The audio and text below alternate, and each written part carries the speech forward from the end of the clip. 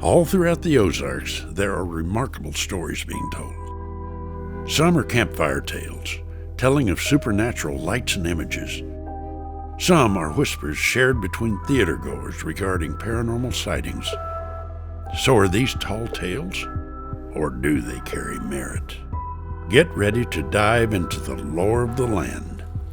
These are the stories that have stood long enough to become Ozarks legends.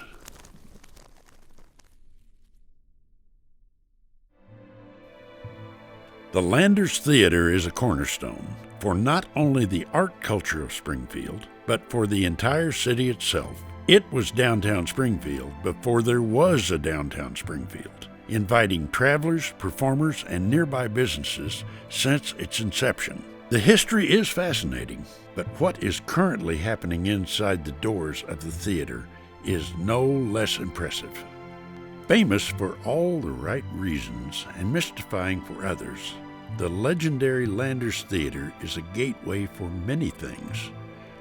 When it was constructed, it opened the doors for growth in downtown Springfield, offering a center for amusement like no other.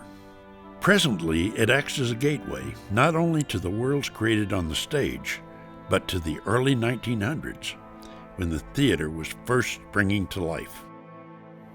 You know, when you look back at our history, the Virgil Andersons, the Francis Van der Voorts, my gosh, I think about all these people that when I was younger, these people were royalty. That's who you wanted to be. That's who you looked up to.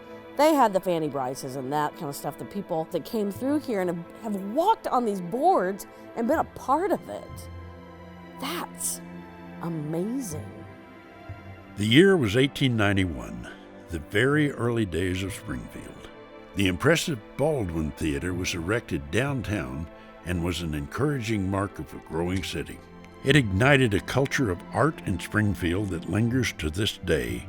Unfortunately, only 18 years after its construction, the theater tragically caught fire and burned to the ground. Luckily, the theater scene would not lie in ashes for long. Within the same year, the Landers Theater was erected in its place. So the Landers Theater was built in 1909 by John Landers. They did music here, they did shows here, they did movies here, but it was built as a legitimate theater. The newly built Landers Theater quickly became a tremendous success, attracting actors from all over the world, hosting national shows, and doing more than its part to build a town and art scene around its foundation. The theater has been operating continuously since opening its doors so long ago. There was, however, another encounter that had boiler room flames dancing back into its history, threatening to halt the success of the theater. A blaze engulfed much of the building on a December afternoon in 1920. The stage was burned and fire licked its way up and down the interior of the impressive structure. It was not a total loss in terms of the building, but the life of its janitor was taken in the flames. The shows would go on, but the theater was undeniably changed that day. Through the years, actors have said that the custodian can still be seen at times during rehearsals. Watching them from the top of the balcony, a spectral remnant of days past. His purpose is unknown, but he is not shy about making his presence felt. So Chuck Rogers, who is our he's a technical director and our set designer, and who's a big poo-poo of the afterlife, he was coming out of, in the women's restroom, that's how you went down into the basement. And he was doing some laundry down there and he was coming back up.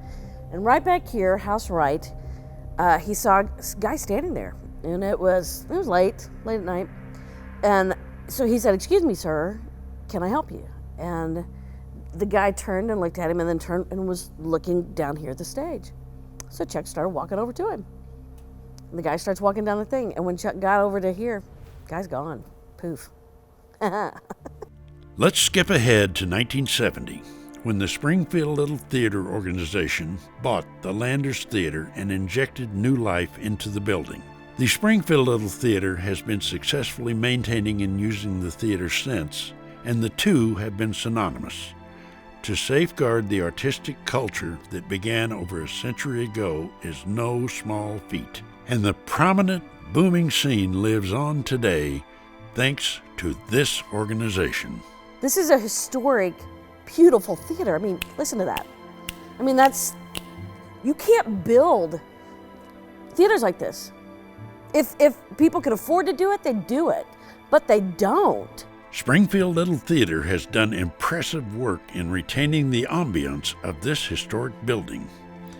Just stepping into the theater, one can feel over 100 years of Springfield history all around them. It's the plaster work. You can't even find people hardly at all to do this anymore. When you walk in here, you're walking into something special.